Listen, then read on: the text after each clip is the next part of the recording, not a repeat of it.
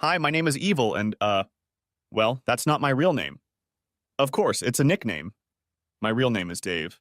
Why Evil? I've heard you won't ask. Well, in my early 20s, I was nicknamed Eagle. I'd love to say it was because of my piercing eyes, high flight, and determination to mate for life, but I'd kid you not. If you insist on knowing all the details, my nose is slightly crooked. A legacy of a turbulent youth. I could live with the name, so I was happy. After all, my best friend's nickname was Scrotus. No, Eagle was fine. Then, when I was 25, my sweet niece came up to me at a family party and asked me in a cute, girly whisper why I was named Evil. One question, one damn question, and I would have to spend the rest of my life explaining myself. I married Lisa 10 years ago after a fairly long courtship.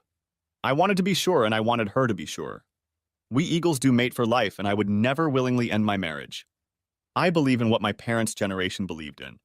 You make a conscious decision and then live with the consequences of that decision. I loved my wife, and as of the beginning and end of this story, I believe she loves me. Beyond that belief, I considered myself a modern man. I don't fit the old style. Man talks, woman does. In my world, men and women can be equal. The fairy tale of 2.4 children and grandchildren was not for us. After 3 years of unsuccessful attempts, we decided to check me out. Far from it, how inconvenient it was. Then we checked Lisa. Malformed ovaries. We optimistically asked the doctor if this meant she would have trouble conceiving. He replied that no, she would never be able to get pregnant. I pretended that this was okay, as I could see that Lisa was devastated. I told her that I was fine with that. I could be happy just loving her for the rest of my life. Lying is acceptable when you love someone and are married for life. Besides, modern couples tend to be childless. I still loved her when her changed attitude cost her customer service rep position, and she didn't feel confident enough to look for another. Or when her decreased activity level caused her to put on a little weight. When she stopped dressing nicely or wearing makeup, I still loved her. Eagles mate for life and don't let temporary mood swings kick their mate out of the nest. Modern men step up and try their best. This angry eagle spared no compliments, bought his companion flowers and gifts, and took her on vacation twice a year, even though he himself was trying to grow his budding electrical contracting business and could not afford such a vacation. This eagle's inner anxieties should have been triggered when our circle of friends began to fade. But this did not happen, for the fading process was very slow and imperceptible. As the couples in our friendship circle fulfilled their social duty and had children, they gradually faded away as friends. It was only later that I realized that once they had a child, Lisa gradually distanced herself from them. Since she controlled our social calendar, I was unaware of these entanglements. One of the triggers for my further actions was the realization that while I was the primary breadwinner, I had also become the primary entertainer. The modern man took it all calmly. I noticed that the nest environment was slowly changing. When Lisa first finished work, she became enthusiastic about the house, cooking, and our garden. Our house went from well-maintained to immaculate. Our garden became the object of everyone's admiration. It was clearly loved and nurtured. At least twice a week I came home and strange exotic smells wafted from the kitchen. Life was good. Except for our love life. Pretty much from the day she received the dreaded diagnosis, our sex life began to slip from 5+ sessions a week to, well, I'm a little ashamed to admit, 1+. Again, this decline was gradual and not immediately noticeable. In retrospect, I suppose that with such a close connection between sex and procreation now off the table, it was inevitable that sex should have become psychologically uncomfortable. Modern man agreed that the legal change away from allowing men to insist on their conjugal rights was right and necessary. Therefore, modern man had no choice but to suffer in silent disappointment. I just went back and reread the first page and a half of this diary and realized that I may have misrepresented Lisa somewhat. I don't want you to get the impression that she was perfect because that's not true. She does have some flaws. But loving partners accept them and don't notice them, don't they? Probably the thing that annoyed me the most was her, well, I can't even think of what to call it. When it came to shared responsibilities, she would increase her efforts about 5 times, but decrease my efforts by at least half. As a result, to get her to recognize that I was doing an equal share of the work, I had to do about 10 times as much as she did. Even so, things were on a roll. This could have been a source of contention in our marriage, but I'm an enlightened 21st century guy. I never expected my life partner to be perfect. This fairy tale nonsense is so last century. I suppose the major revision of my life began on Thursday afternoon. To lighten the load on Lisa, I took up grocery shopping. I did my major shopping on Thursdays on my way home. I met one of our former close friends who invited us over for a barbecue the next night. I didn't mind, so upon returning to the nest, I relayed the offer to my buddy. She immediately stated that since tomorrow was Friday, she was going to her weekly meditation and didn't think it was appropriate for a married man to go to a social evening alone. Oh, I forgot to mention the weekly meditation, did I? How unkind of me to forget Lisa's weekly foray out of the nest. Like many people who are no longer sure of their life's purpose, Lisa was searching for a higher meaning. In the old days, that void was filled by a god. The modern woman I married couldn't bring herself to follow that old path and joined a group I called Ancient Wisdom Recyclers. Every Friday, she and a group of other lost souls would meet and meditate. They read each other's auras, invoked healing energies, and other crap that I, as a modern person, tried not to talk about. I was never encouraged or asked to participate. I wouldn't have fit in, would I? I've never met any of her fellow meditators socially, but have observed them on the rare occasions I've been asked to pick Lisa up after class. I think it's called Aquarian woman, even the 20% of them that have penises. The men were soft, long-haired effeminate, the kind that even makes modern man's palms itch. Women in previous generations would have been called hippies. Again, long hair, usually unkept, soft smiles, and freely jiggling breasts. Uninhibited by the 20th century symbols of male supremacy, bras. Although it was never proven, my imagination pictured lush armpit vegetation. In my opinion, Lisa never fit into that group. With her smooth armpits and love of materialism, how could she? None of the men seemed to be related to any of the women, and I was the only one picking up a spouse. Then I looked at the faces of Lisa's fellow astral travelers and stopped wondering. Not to sound ungrateful, but most of them had faces less attractive than my own armpits. Lisa plumbed the depths of my contemporaneity by telling me about Jenny's aura that night, or who was the recipient of healing energy that night. The modern man is ashamed to admit that he passed out. More often than not, he went to bed alone, while the modern woman meditated until it was time for the modern man's 8-hour nap. That's how I found myself alone on a Friday night, looking around an unkept house with untidy bags of takeout food from Wednesday. A house situated on a property that increasingly resembled deep Amazon. In my brain, a lever switched from off to on. Web-filled neural pathways opened up. A conclusion was reached. Within the current understanding of the human condition, how could I get Lisa back on the rails? I had long suspected that the depression was caused by Lisa's deep realization that evolutionarily speaking, she had no purpose. That could have depressed anyone. It certainly depressed me. I guess that's where this story begins. The next day, I began a campaign to convince my friend that she should seek treatment for depression. The campaign started badly, somewhere around the -100 mark, when Lisa began to deny having the disorder. Cursing himself, this modern man did what he should have done from the start. He researched the issue. And guess what? Most people who suffer from depression don't realize they have it. Thus began a campaign of enlightenment. To be honest with myself, the results were overwhelming. Lisa steadfastly refused to consult unenlightened psychiatrists or even psychologists. Ancient Easterners didn't believe in such things, and being a hippie was definitely not a disorder. Modern man was even accused of being a caveman for not believing that healing energy could be summoned and sent to some sufferer with an ingrown toenail through the astral plane. After months of effort, the best I was able to achieve was Lisa's pliant agreement to seek the help of her group's guru to find an alternative counselor. This took another 2 weeks, and I was informed that the person in question was a lady named Thunderchild. Not a great start, but better than nothing. Counseling sessions were held on Tuesday and Thursday afternoons. I wish I could describe Thunderchild, but at the time of writing, I have never had the pleasure of meeting her. I was assured that she spoke professionally and the initial signs were good. After the first week, Lisa announced that the main problem seemed to be that she had no purpose in life.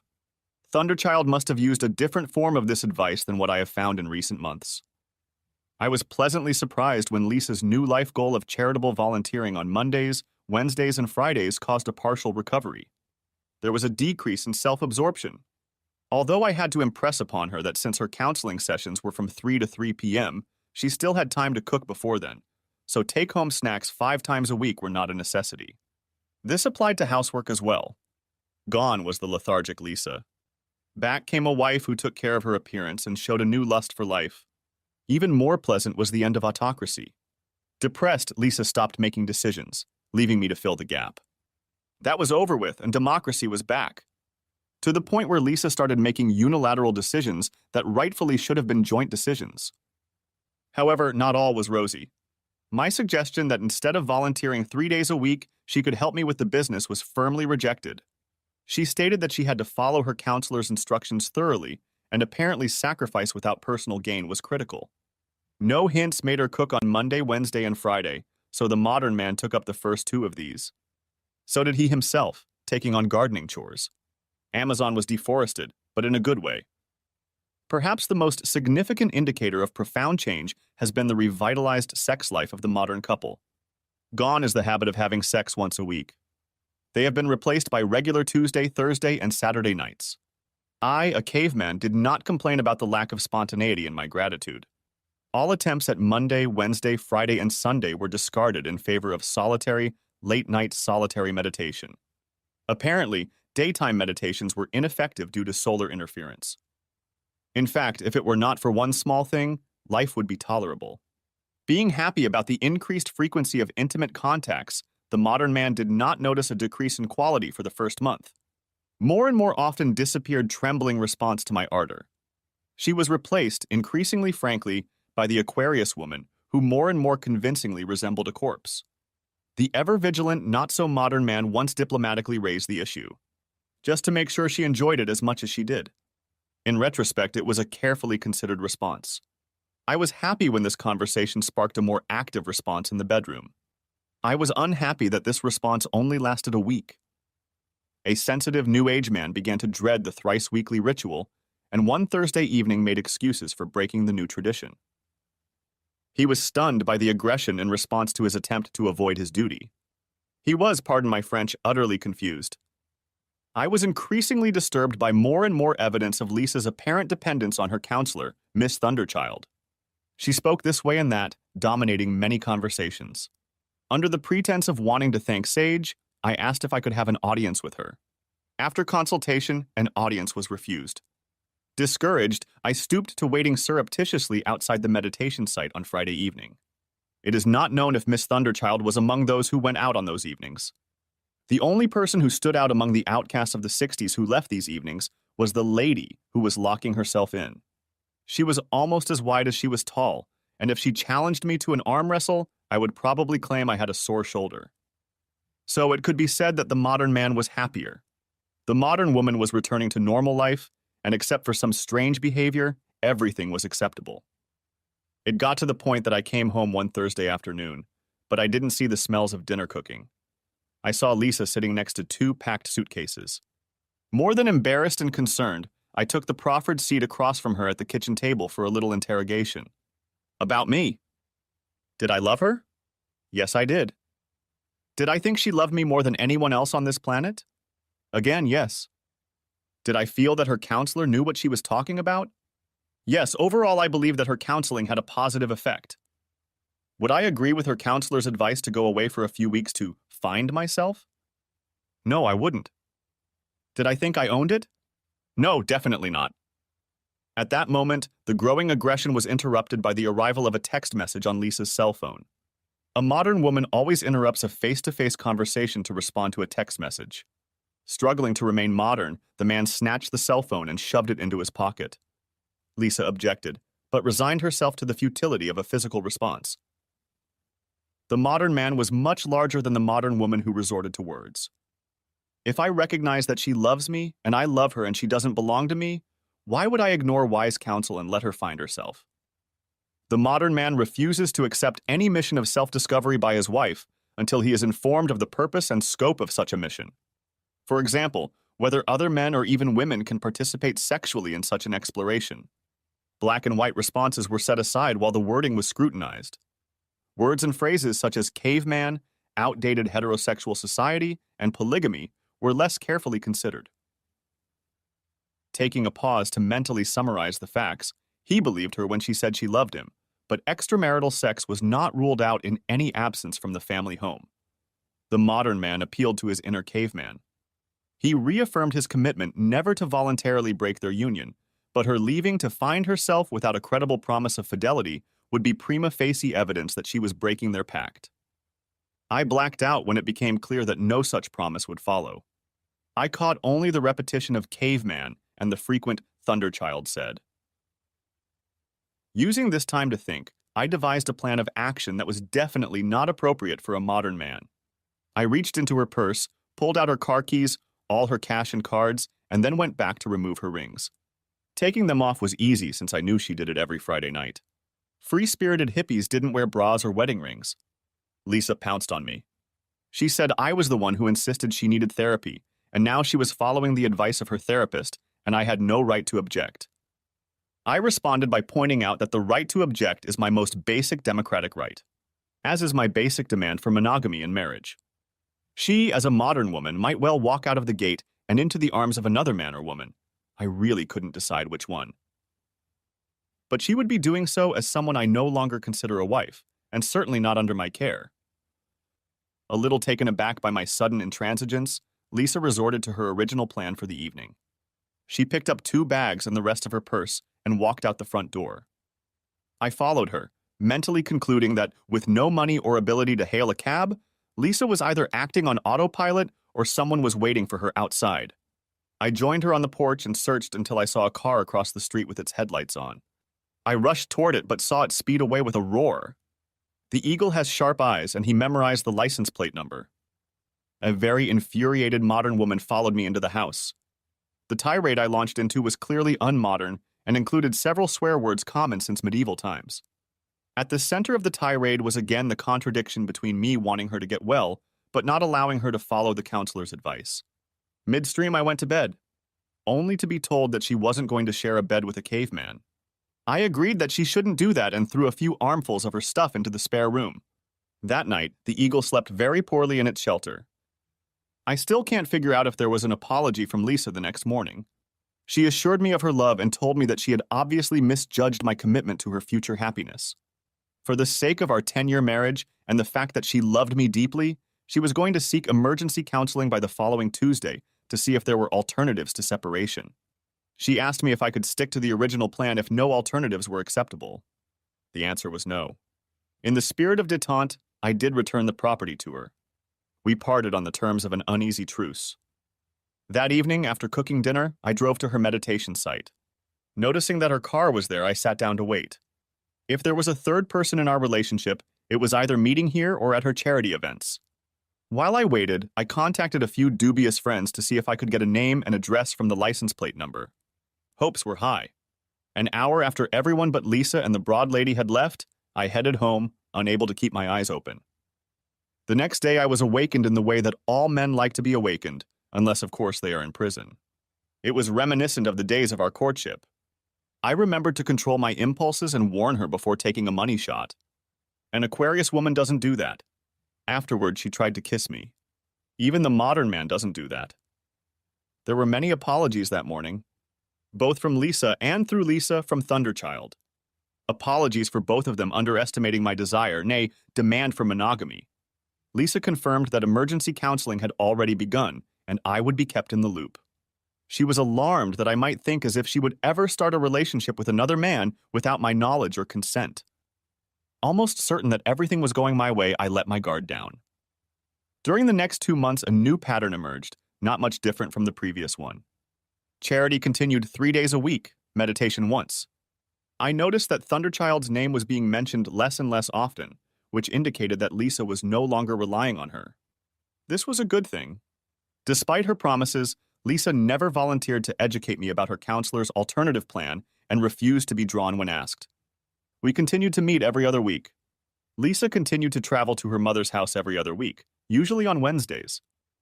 Another new aspect of my life was my involvement with the local men's shed. This was a club of sorts that approached my company as a possible sponsor. After realizing that men likely have a much smaller or non-existent support network from other men than women have from other women, men's sheds came about. It was a sort of social club where men could pursue common interests or simply share a worldview. Of course, there were too many divorcees among them, but that was a good thing. The first few visits opened my eyes as I saw men supporting each other emotionally as women traditionally did. I made some good friends there and tried to go once a week, usually on Fridays and on Lisa's mother's evenings.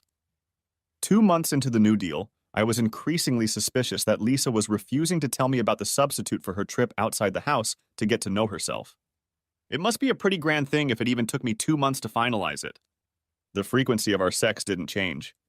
However, after a brief increase in quality, it returned to its new, meager norm. As an experiment, I declined her requests a couple times on Tuesdays and Thursdays. She was still very horny. Strange. Seeing no end to my insidious doubts, I made one phone call one Wednesday to move our relationship forward. I met Lisa at the door at 9:17 p.m. that same Wednesday night. Mother-in-law's night.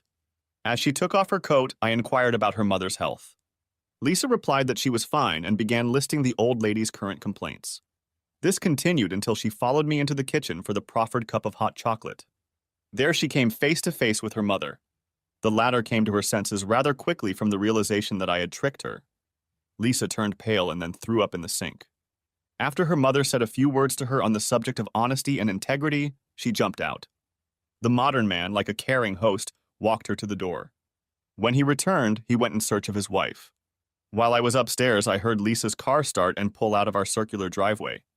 The bitch even left the back door open when she was in a hurry. The next day when I left for work, she was still missing and not answering her cell phone. I found out over the phone that she hadn't contacted her mother. I spent some of my precious time reflecting on my long-standing commitment to mate for life and to never knowingly throw my mate out of the nest. I came to the conclusion that nothing should change, no matter how odious the circumstances became. It was with a heavy heart that I returned home that Thursday night. Not surprisingly, Lisa was not there. Very surprisingly, she called shortly before 7 p.m., but after making sure I was home, she left. I don't remember if I was surprised or not when I heard her car in the driveway 15 minutes later. The modern man walked to the door and saw through the small window that a second car had pulled up behind his car in the driveway. Lisa had already gotten out of her car by then and walked over to the second car. A slender man about our age, 5 feet 10 inches tall, stepped out of the car and looked around the house. They held hands and he leaned over to kiss my wife briefly on the lips. I'll be the first to admit that I'm not the sharpest tool in the shed, but you didn't have to be Einstein to realize that I was seeing the opening gambit of the public aspect of Plan B. Perhaps it was nervousness that had Lisa shifting from foot to foot. That usually meant she desperately needed to go to the bathroom. Perhaps one thing triggered the other.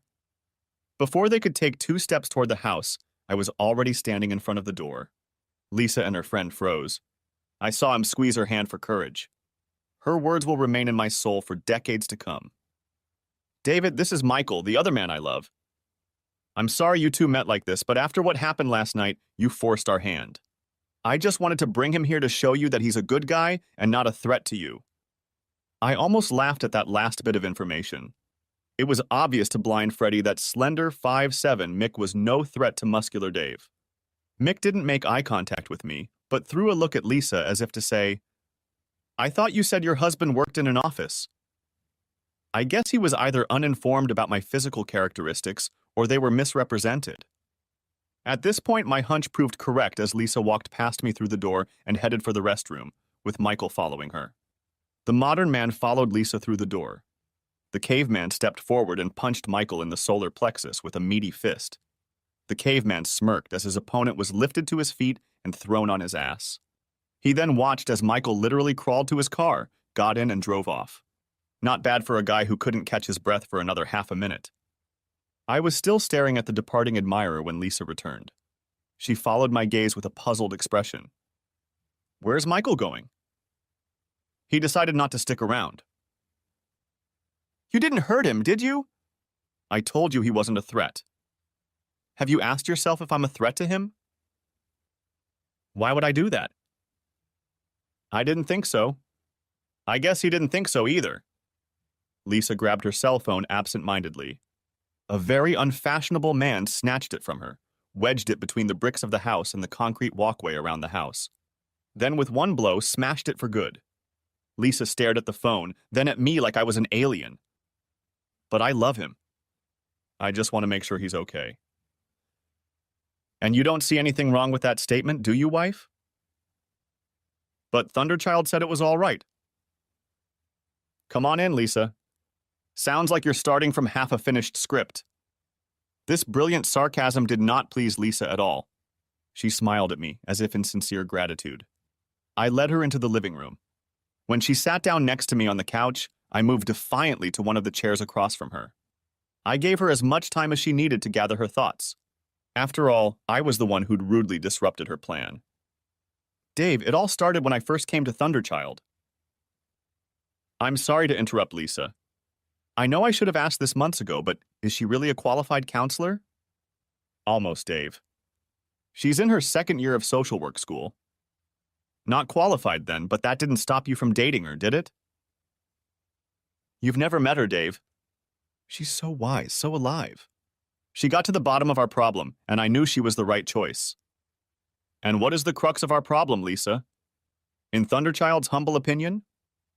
She told me that my self-esteem issues stem from the fact that you take me for granted, Dave. You treat me like property rather than an equal member of our marital team. In short, you're repressing me. She said that our partnership is unbalanced, and not just because, I hate to say this, Dave, because I'm out of your league. She said I just need to do something to get you out of your, as she put it correctly, relationship lethargy. Far from it, but I'm proud of myself for not exploding at that moment. You know how cartoon characters' eyes bulge in surprise? That's exactly how my brain felt. The depth of Lisa's self-deception was staggering. And then I remembered her habit of inflating herself and her actions while deflating everything I did. Where to start? What exactly did I do to displease you, Lisa? Well, Dad was a doctor, and you? Well, you're just a salesman. But I don't want to dwell on that, Dave. It's not your fault you didn't have the opportunities Dad had. Anyway, I figured the best way to shock you was to pretend to have a lover and then sort of let you find out about him. That way you'd appreciate what you had in me. Then I would agree to give him up in exchange for you treating me as an equal, giving me the respect due a daughter of the moon goddess. You're probably wondering why I didn't die laughing at that statement. It was what a group of her psychotic friends believed. It seemed to be a mixture of Buddhism and paganism. Up until now, I thought it was harmless. I guess I screwed up. Looking back, I realized I was too stunned to respond. But at some point, it all went downhill. I met Michael, and he turned out to be really nice. He's better than you. He works in an office, a supervisor. Lisa glowed with pride. His hands are always soft and clean. Sorry, I'm digressing. Anyway, we started dating, and I started having feelings for him. It wasn't part of the plan, and I didn't know what to do. I stopped seeing him for a week to think about it. Then I realized it was time for me to rub your nose in it so you'd start fighting for me. But when it came down to it, I couldn't do it. Call me a coward if you want, but after loving you for so many years, I realized I just couldn't do it, couldn't hurt you like that. In that week away from Michael, I realized that I love him. I know he loves me. He can't tear himself away from me. It's like what it was like between us 10 years ago before you settled down. At that moment, I was too shocked to speak. I had only experienced a feeling like that once before. I was fighting a bushfire. It was early evening, when fires usually slow down due to increased humidity. The fire was slowly rolling down the hill against the wind. Myself and a few other volunteers were leisurely building a backfire on a slumber strip about 1 kilometer from the base of the hill. We were in no hurry as we knew we had a few hours. The fire reached the base of the hill and just burst into flames. Against the wind and growing humidity, it traveled the kilometer between the hill and me in about 2 minutes. It was so huge and so strong that I instinctively realized that running was a waste of time. Either I would die or our fire break would stop him. At the risk of stating the obvious, I did the latter. The fact is, the feeling of terror and admiration I felt then was the same as it is now. That's when I suggested we break up, to sort out my feelings for Michael. When you wouldn't let me go willingly, I realized I couldn't leave without telling you the real reason. I loved you too much, Dave, and I couldn't hurt you. So I went back to sneaking around behind your back. That way I could explore my feelings for Michael without hurting you. How do you spell delusional logic? I could see that Lisa was really confused. Well, she's not dumb and subconsciously should realize that this is utter nonsense. Time to do some fact-finding. So, Lisa, I assume you wanted to sleep with him, but you couldn't get around your old-fashioned values of not sleeping with someone you don't love. Maybe that's why you fell in love with him? Perhaps because I seemed to be taking the conversation seriously, Lisa paused to consider it. At that moment, I realized that she wasn't fully aware of her feelings. She also confirmed that she had slept with him and felt no guilt about it. Weird. But things got even weirder. Lisa suddenly smiled. Maybe, Dave. But I've done well, haven't I? I've been sleeping with him for 2.5 months and you haven't guessed a thing. I've made sure you don't notice any differences. Tell me you saw any difference in my behavior, any difference in my love for you. Has our love changed in any way? No, because I love you now as I always have. Michael is not a part of us, he sits outside of us. I also want you to know that he doesn't get anything that you don't get. You and I have sex 3 times a week, just like Michael and I do. You and I see each other every other week, just like Michael and I do. So you found out about Michael and me. Nothing has to change. I promise you'll never see the difference. I finally found my voice. I decided to burst a few logic bubbles. Lisa, looking back, I can see the differences. I didn't at the time because I trusted you and thought we were equally committed to fidelity. Wasn't that foolish of me? I assume you met with Michael on Mondays, Wednesdays, and Fridays. That's when you try to look your best. I haven't noticed any difference in your movements since you don't work, and I'm on the road all day making a living on my own. As for our sex life, I've noticed an increase in quantity but a decrease in quality, like you're just repeating moves. I just thought it was part of your treatment. The treatment you refused to discuss with me. I paused to see if that got through to her. I noticed how she flinched when I used the words trust and loyalty, and when I pointed out that she was using her slacker behavior to deceive me. When she stopped volunteering, I decided to explore the boundaries of her delusions. So you're asking me if you can keep the current agreement? It spared her any feelings of shame or guilt. I knew they were there. Even without her facial expressions, I knew that no amount of self-deception could completely hide deeply buried feelings. No, I'm not asking, Dave. It's important for me to assert myself so you stop dominating me. So where does that leave us? Are you going to leave me and go with Michael? Yep. I don't know, Dave. You, interrupted my plans before I fully disclosed my feelings for Michael. He treats me better than you do, but I'm old enough to realize that's probably only because our love is new and fresh. He has plenty of money to spoil me, while we always seem to be having difficulties. I'm confused. I love you both, but this is different somehow. I just don't know, Dave. I knew the money thing was true, but I wasn't going to share the reasons why. I paid for a 4-bedroom house. Bought it with a family in mind years ago. Shithead lived in a 2-bedroom apartment. Oh yeah, I did some checking, got his license plate number.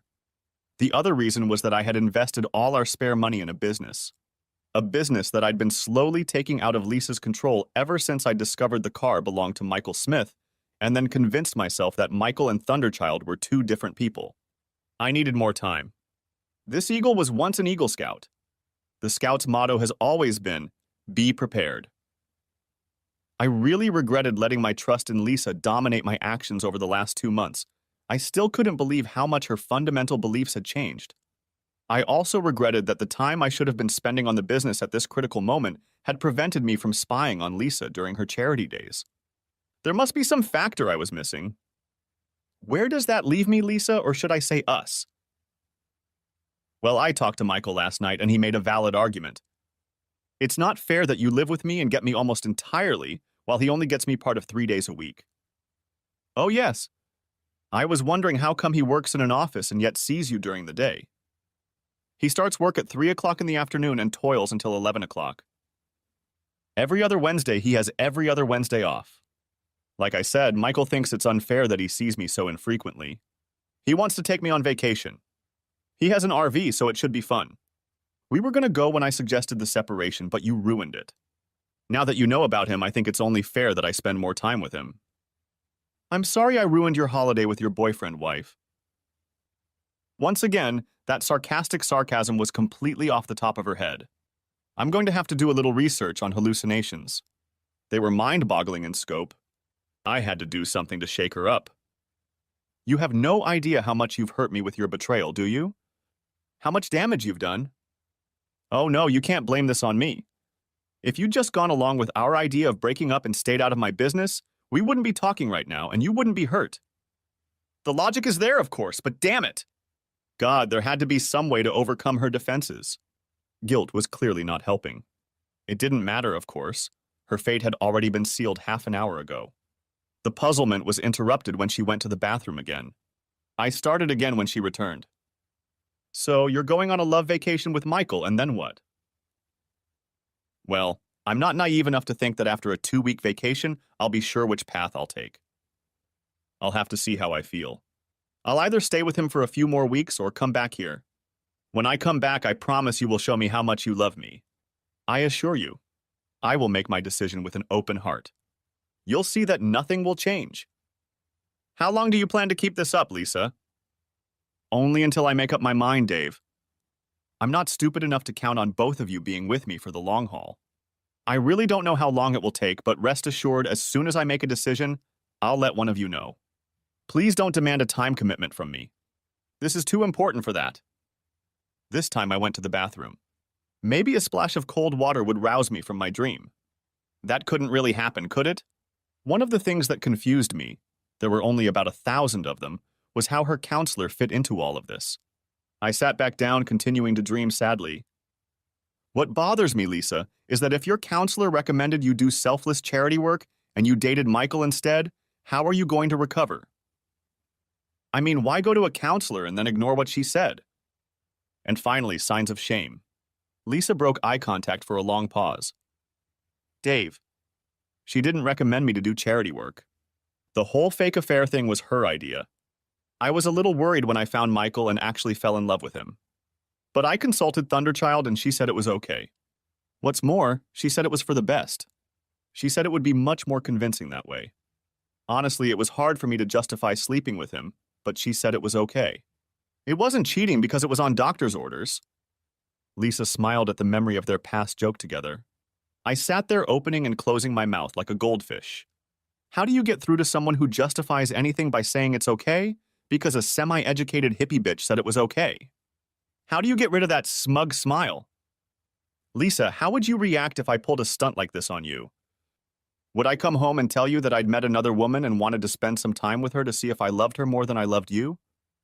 The smile grew even wider. Yeah, Thunderchild said you'd ask about it. She calls you my caveman, you know that? But look at you, Dave. You're an electrician. You're lucky you got me. You'll never meet anyone who could love you as much as I do. To answer your question, I hope that if the situation were reversed, I would be big enough to understand your dilemma. It would only encourage me to fight harder. Her face softened dramatically. Look, Dave, I don't want you to think I don't feel your pain.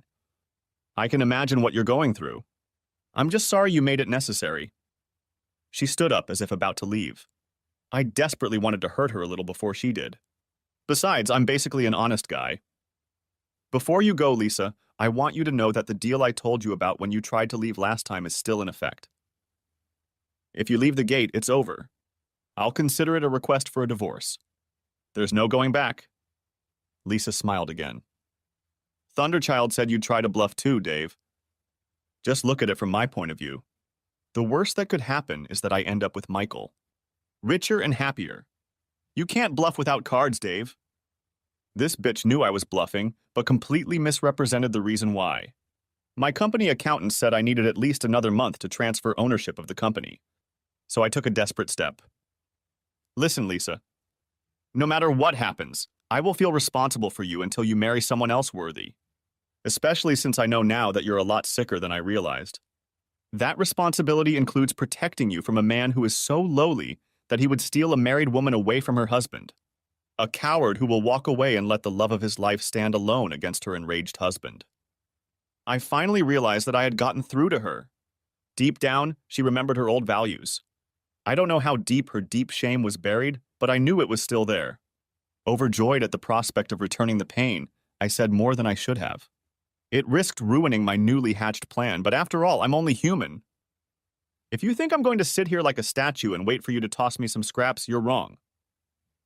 Just like I'm not going to let you and that wife-stealing, scum-sucking clam ride off happily into the sunset. Though perhaps you deserve each other. An immoral onanist and a whore who broke her marriage vows. Yes, modern man is dead. The caveman became the supreme ruler. I watched as the pain seeped into her soul. Then I watched the filters in her head do their evil work. The smile returned. You're bluffing again, David. Keep the lights on. I'll be back in 2 weeks, a month tops. She turned away toward the front door. The conversation was over. The ultimatum was set. As she walked out the door, she saw the remains of her cell phone.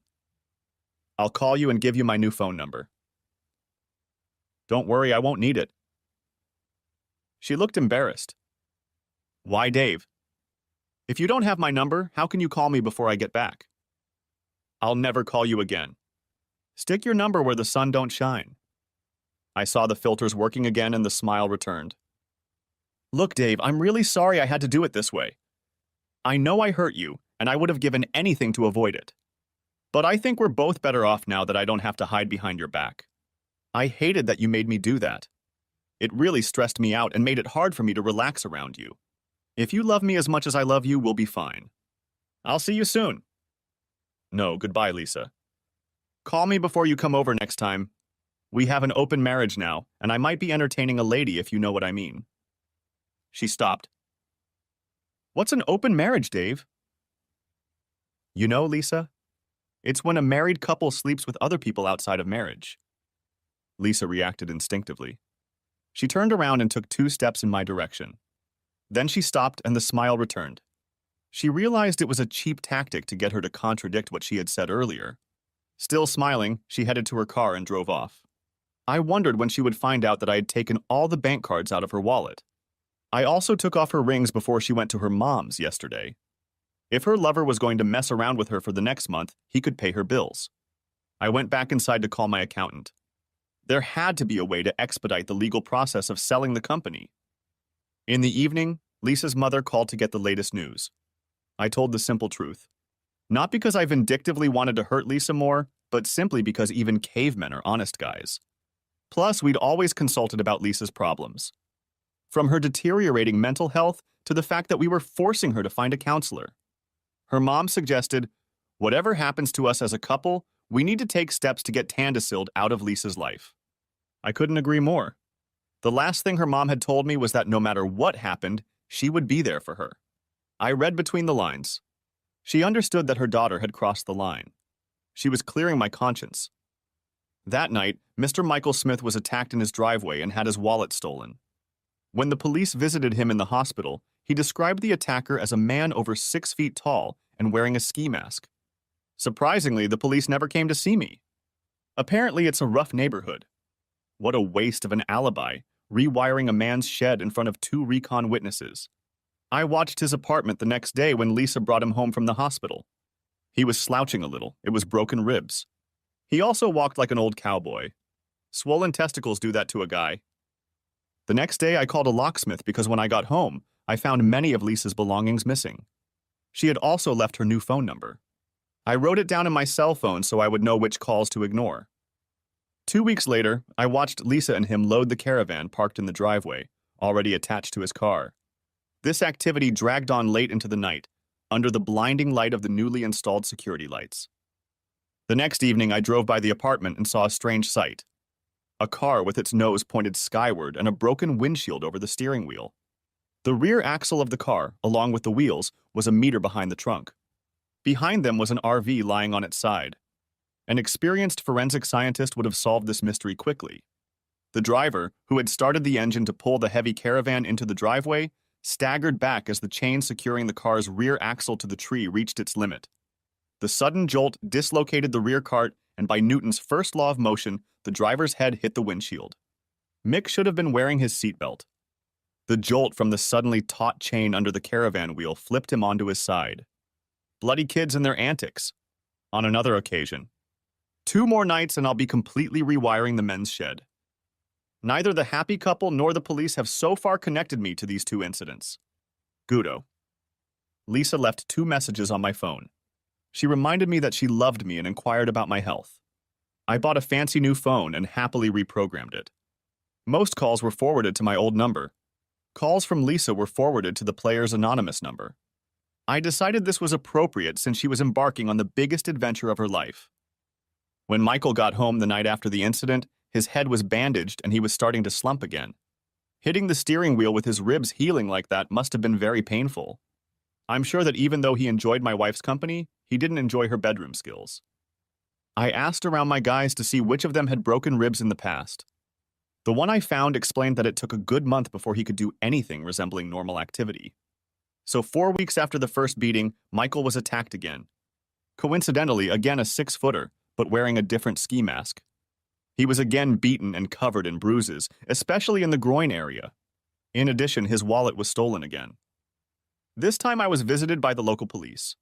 So was a member of the men's barn whose house I was installing new light fixtures in at the time of the incident. It's amazing how the men's shed bylaws work. Men support each other in times of need. As far as I have been able to find out, Michael has been in the hospital for 3 days. It's hard to tell he hadn't changed cars yet. Whether he wasn't insured or they hadn't honored his claim, I just didn't know. It doesn't matter. The messages from Lisa to my landline were becoming more frequent and more depressing. I guess she was lonely in that apartment, but not desperate enough to realize how seriously I was bluffing. She was a confident little liar. I had to hand it to her. I was a little surprised she hadn't come for sex. I guess it had been a long time coming for her. Sometimes I would watch Michael work at 11 p.m. just for a laugh. It was comical to watch him open a window on the second floor and carefully scan the parking lot for a good 5 minutes before deciding to walk out. Heck, I guess that makes me a terrorist. This observation also allowed me to notice another pattern that will come in handy in the future. 2 weeks later, I finally got the call from the accountant I had been waiting for. I didn't own my company anymore. Some guy in the Cayman Islands did. I hoped to meet him someday. He was in high demand thanks to that big government contract I'd gotten a couple months ago. I was back to being a lowly electrician. I guess Lisa was right. I'll always be a salesman. It was time to put an end to this charade. That same night, I spotted Michael's office. A little after 10 p.m., one of the cleaning ladies came out the side door to dump a few bags of trash in the dumpster. I snuck through the ajar door and hid behind the receptionist's desk. There were no cameras there that I could see. I grabbed the phone book from the receptionist's desk. There he was, Mr. Michael Smith. Hell, he was a supervisor, a construction supervisor. That's like a janitor, isn't it? I guess he worked nights doing maintenance and supervising the janitors. I was confused. If it was a tradesman, then who was I? My first hunch to look in the basement paid off. There was only one lighted room, and it revealed a slumbering Michael Smith. His feet were on the table. I patted him on the shoulder, and he jumped to his feet like he was at Cape Canaveral. I was going to give him another whipping, but he looked so pathetic that I just didn't have the guts. He stared at my face, expression of horror blooming like a flower in a sped-up nature movie. He voluntarily backed himself into a corner. My hands on his lapels helped. He didn't say anything, so I did. Hello, Michael? Aren't you going to greet an old friend? He seized on one of my words. A friend? Yes, of course. After all, this is the 4th time we've met. The realization of my meaning flashed across his face. I hadn't realized there was an expression other than horror. Relax, Mikey. Nothing will happen unless you answer my next 4 questions wrong. Got it? Nod. Are you going to report this encounter to the police? Shake. Are you going to tell Lisa about this meeting? Shake. Are you going to entertain another man's wife as long as you live? Shake. Do you realize what will happen if you violate this agreement? A very energetic nod. This concludes our meeting. Have a happy and peaceful life. After completing this community service and smelling the odor of urine in my nose, like a caveman, I cautiously crawled outside the same way I came in. I'm happy to say that I have no idea when Lisa was evicted from Michael's safe apartment. Either it was that night, and she'd gone to her mother's, or he'd been generous enough to take her in for the night. I figured she never found out that I'd changed the locks. Surely that would have triggered a disturbing phone call at some point. Speaking of phone calls, I heard nothing that night or the next day. With no leads, I decided to guess when she would show up. Lucky me. It was after 9 o'clock in the evening when I heard a scraping sound, like trying to insert a key that no longer fits into a door lock. Almost a minute later, the doorbell rang. I opened it in my robe. Lisa was there, of course. I don't know how I expected to see her, but it probably wasn't the well-dressed makeup on, but slightly alarmed look with which I was greeted. When she stepped toward me to kiss me, I carefully stepped aside and removed her coat. I invited her in as a guest, and we sat down at the kitchen table. She only had one way to play it off, and I wasn't disappointed. So, Lisa, what can I do for you? Intentionally phrasing this question as I would phrase it for a guest or client was, by and large, intentional. However, the effort was wasted. I've got good news, Dave. I've made a decision, and you're going to love it. She paused to watch the look of anticipation on my face. I'm sorry, I'm not that good of an actor. I continued to look at her sadly. She seemed unfazed and continued. I was right about new love. When the novelty of being in a relationship with Michael wore off, I realized I didn't love him the way I love you. Besides, I don't think he was really as well off as he led me to believe. After a few weeks, he stopped spoiling me like he used to and asked me to cut back on my spending. On top of that, he started having health problems. I stopped having sex with him 6 weeks ago, if that makes you feel better. Now I've had time to open up, put it all out of my mind, and realize I want to get back with you. Isn't that good news? Yeah, that's exactly what I thought. He finally kicked you out? I don't know what you mean, Dave. I made my decision last night and told him it was over between us. It was too late to come here, so I went to my mom's. When did you learn that lying is so easy, Lisa? He kicked you out last night, and thank God. Sitting up and rubbing my knuckles, I watched the realization dawn on Lisa's face. 3 beatings, 1 car accident, and a sudden change in his commitment all took time. Well, I'm back now, David, so we can get back to where we were before. I laughed out loud. About 10 seconds later, Fiona came out of our bedroom. I will describe her for you. Fiona is only 22 years old. She has a slender body and her face is much better than plain. Even without makeup, she made Lisa look bad. Fiona said hi there as she walked by, took a glass from the cupboard, filled it with milk, and walked out again. As she walked past, she gave me a peck on the cheek. Lisa didn't say anything, but gave me the best goldfish act I'd ever seen. I'm sorry, Lisa, but I suggested you call before coming here. I didn't want you to find out like this, but it's not my fault you came unannounced. Look on the bright side. At least now we don't have to sneak around behind your back. This has been going on for a while now. Finally, Lisa regained her speech. Do you have a girlfriend? Yes, Lisa. When you left, I was really depressed. I started drinking. I met a guy called Bluey in the pub, and he said I had self-esteem issues. He had once done an adult woodworking course, so he seemed like he could offer advice. He assured me that he had learned something from all 3 of his ex-wives. Anyway, after I told him that I had been rejected by a girl out of my league, he said I needed to socialize with a wide variety of girls to figure out exactly what was in my league. Fiona is the 3rd one I've tried socializing with. I know she's a little old, maybe a little plain and chubby, but she seems happy to socialize with this simple tradesman. Her father was just a boiler man. I paused so that Lisa could mentally compare my age, appearance, and figure to the enchanting vision that now lay in her bed. However, that was all the time I had given her. Yeah, she works, cooks, seems to like sex more than 3 times a week, and is pretty loud when we do it. And she doesn't treat me like a burden who not only brings in all the income, but has to do her share of the housework and vegetable garden. I love her already, but it's a very different love than ours, fresher and brighter. I am old enough to realize that perhaps it is simply because our love is newer, less stale. Judging by Lisa's face, her blood pressure had reached dangerous levels. I didn't want to fall in love with her, but I consulted with Bluey and he said it was okay. My ego will still be restored. My love for Fiona shouldn't change what you and I have. After all, I've been sleeping with her for 4 weeks now, and you can't say you've noticed any difference in my attitude toward you, can you? I have no idea how much irony there was in it, but I felt it was all necessary for my plan to succeed. I paused to see how she took it. Apparently not very well. I totally agree with Bluey's advice. Well, I can say that with relief.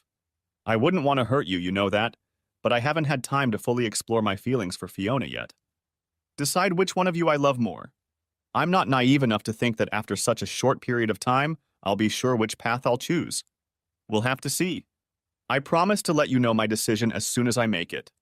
If you leave again, you'll see that nothing will change. I'm not foolish enough to expect you both to be with me for long. Please don't demand some sort of time frame from me. This is too important for that. Confirmation that not all my words reached Lisa's consciousness was her next statement. You can't expect me to live here without this troll. You're my husband, Dave. Your wife is already back, so she'll have to go. Ah, yes. Bluey warned me that you might go for that line. He said that if you do, I should exercise self-control. I know it is unwise to ask you both to share the house, so if you return to your mother, I will let you know when I have made my decision." At this point, I took advantage of her utter bewilderment, lifted her to her feet, and led her to the door. Standing on the threshold and handing her my purse and coat, I whispered in her ear, "Can you feel my pain yet?" As I slammed the door shut, I didn't hear her car pull away for another 10 minutes. I was totally unprepared for what I discovered when I returned home the next evening. Lisa was cooking dinner, with a bill from the locksmith and a new key on the table and a court order next to her insisting that she had every right to stay in the marital home. How was I to know that one of her meditation group was a lawyer? It was obvious from the few words we exchanged that Lisa's confidence had returned. Oh crap. While she continued to cook, I moved her things from my bedroom to the spare bedroom and then packed an overnight bag and left without a word. I had a couch and a shower at work so I could hide there indefinitely. I ignored all phone calls. I decided to go home the next night after dinner. Lisa was watching television. She tried to hug me from behind while I was making a cup of tea, but I pulled away. She asked where her rings were, and I told her that this merchant had to sell them to make ends meet. She was shocked by this, opened her mouth to say something, but changed her mind and went back to the TV. I was a little surprised that she was still in the spare room. For once, I didn't know her plan of action. Unless, of course, she had one. In the middle of the night, I felt her sliding naked across my bed. I told her unequivocally that she should know that I am a faithful soul. I would never cheat on Fiona. She left, sobbing quietly. On Friday, she came home from meditation and found me cuddled up on the couch with Fiona. She stared at her intently until Fiona was completely uncomfortable. We just got up and went to the bedroom. The next morning, Fiona had another parade of tank tops while she made us breakfast in bed. She just ignored Lisa. That set the course of action for the next 2 weeks. I was either not at home or I was there with Fiona. I hardly spoke to Lisa at all. I still did my shopping, but I became very curious about what Lisa was using as money. I solved that problem when I looked in her purse one day. She still had copies of Michael's bank cards. The stupid jerk must have forgotten to cancel them. He was in for a surprise when he got the next statement. 2 weeks later, I was leaving for work when Lisa asked me to come home in the evening so we could talk. I returned with Fiona, much to Lisa's dismay. Numerous attempts to persuade her to leave had failed. But she began her prepared speech anyway. "Dave, that's not fair. When I left for Michael, I told you I would come back and give you the opportunity to propose to me. Now you've turned things around, but you won't let me do the same to you. How can I if her isn't here all the time?" "I'm sorry, Lisa, but those were your rules, not mine." "Well, time to decide. It's either me or this." She tossed the divorce petition on the table. I flipped through it. Blank, unsigned. "Bluey warned me you'd try to bluff." "It's definitely not a bluff." "How can I prove it?" "By signing it." With a determined look, but with some hesitation, Lisa took the pen and signed. Once again, the conversation did not go as she had imagined. After signing, she dropped the pen and stared at me. I couldn't believe my luck. "I still think you're bluffing, Lisa. Can I get this straight? You haven't worked in 3 years, forcing me to be the sole breadwinner, even refusing to help with the business. You do all the housework, shopping, and yard work. We ate takeout every other night because you didn't have time to cook. The only time you cared about your appearance was when you were dating your boyfriend. You let yourself relax, and honestly, you disappointed me a little in bed. You lied to me outright and without concealment, not to mention having fun with another guy behind my back. In doing so, you proved yourself completely unworthy of my trust and respect. But worst of all, you've condemned me to a childless future. And you still think you can dictate terms?" I'd be lying if I said I hadn't enjoyed Lisa's embarrassment so far, but that last statement gave me no pleasure. I watched each of my truths crash into Lisa's mind. She watched nauseously as I signed the papers, then handed them to Fiona so she could witness both autographs. When she was done, I folded them up and tucked them into my pocket. Lisa just followed the papers with her eyes. "I call your bluff, Lisa. Too bad you thought I was bluffing when I told you our marriage was over if you went out the gate to your janitor. It was actually over the first time you slept with that little jerk. But Dave, you always said an eagle would never abandon its mate." "Yes, Lisa, but I never said I would prevent a fellow eagle from leaving him." Once again, the goldfish dominated for a few minutes. Then, "If you knew our marriage was over when I left, why did you ruin my relationship with Michael? It got so bad that he was afraid to leave the house at night. It was the guy's doing, Lisa. He stole something that belonged to me, and I couldn't rest until he paid for it. Besides, I took what I said that time seriously. Until we are finally divorced, I will feel responsible for you. I couldn't let you have a relationship with that little shit. The last spark of defiance flashed in Lisa's eyes. I can go back to him. I'm sure he'll take me back and take care of me. I simply put the fingers of both hands together and bent them backwards. They cracked spectacularly.